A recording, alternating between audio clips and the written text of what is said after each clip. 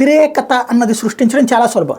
ఆడు దాంతో కులుగుతున్నాడు రా, లేకపోతే పెద్ద దొంగనా కొడుకురా అని ఒక ముక్కనేస్తే మనకు తెలిసినా తెలియకపోయినా అవును కాబోలు అనే రూట్లో నుంచి ఆలోచించడం ప్రారంభిస్తాం. అవతలోడి చర్యలన్నింటినీ కూడా తప్పుగానే ఆలోచిస్తాం. వాడు చివరికి అన్నం తింటున్నా దాని వెనకాల ఏదో ఉందనేటువంటి ఆలోచన చేస్తాం. అది సహజ సిద్ధంగా నెగిటివిటీని అట్రాక్ట్ చేసేటటువంటి మనస్తత్వం. మనిషికి ఉండేటువంటి ఆ నెగిటివ్ షేడే ప్రస్తుతం పత్రికల యొక్క ఎజెండా. అందుకనే నెగిటివ్ సృష్టించడం చాలా సులభం, పాజిటివ్ సృష్టించడమే చాలా కష్టం.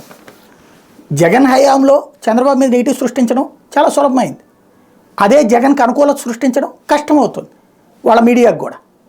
చంద్రబాబు నాయుడు జగన్కి వ్యతిరేకత సృష్టించడంలో సక్సెస్ అయ్యారు, కానీ బాబుకి పాజిటివ్ సృష్టించడం. ఇవాళ ఈనాడు ఒక వార్త రాసుకుని చంద్రబాబు అవినీతి పరుడని కోర్టులు నిర్ధారించాయట, అట్లట్లాగా ఎక్కడ నిర్ధారించినాయి అని. ఎస్, కోర్టులో కేసు రిమాండ్కి పంపించడం అంటేనే నిర్ధారించినట్టు. తర్వాత బెయిల్ ఇచ్చేటప్పుడు మళ్ళీ వదిలిపెట్టారు, దాంట్లో కొన్ని కామెంట్స్ చేశారు.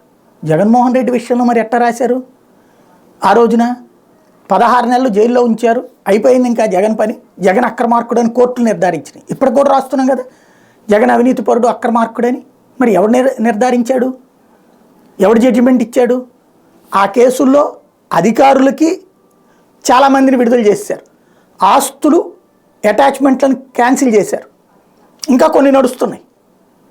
అంటే కేసులు ఇంకా ఫైనల్ చేయలేదు, జడ్జిమెంట్ ఇవ్వట్లేదు కోర్టులే. ఎందుకంటే దాంట్లో ఏం జడ్జిమెంట్ ఇవ్వాలో అర్థం కావట్లేదు. పెట్టుబడి పెట్టినోడు నేను ఒరిజినల్ అన్నాడు, పెట్టుబడి నా ఇష్ట ప్రకారమే పెట్టానన్నాడు, నన్ను ఎవరు బెదిరించలేదన్నాడు. అధికారి నన్ను ఎవరు బెదిరించలేదన్నాడు, నేను ఎవరు బెదిరింపురికి లొంగి తప్పు చేయలేదన్నారు. ప్రభుత్వం వాళ్ళే తప్పు చేయలేదని చెప్పింది. ఇంకెట్లాగొస్తుంది అసలు? కాబట్టి శిక్ష ఏం వేయాలో అర్థం కాక కేసులు ఇన్ని రోజుల పాటు జైల్లో ఉంచినందుకు పరువు పోతుందని ఎవరికి వాళ్ళు దాన్ని వాయిదాలు వేసుకుంటూ వస్తున్నారు. సరే, అయినా జగన్ విషయంలోనేమో కోర్టులు తీర్పిచ్చేసినట్టుగా రాస్తారు. అదే చంద్రబాబు నాయుడు వచ్చేటప్పటికి ఎక్కడ తీర్పిచ్చింది అని నిలదీస్తారు. ఇక్కడ బాబుకి పాజిటివ్గా కావాలి, అక్కడ జగన్కి వ్యతిరేకంగా కావాలి. అదే ఎజెండా బేస్డ్ కరప్టెడ్ జర్నలిజం.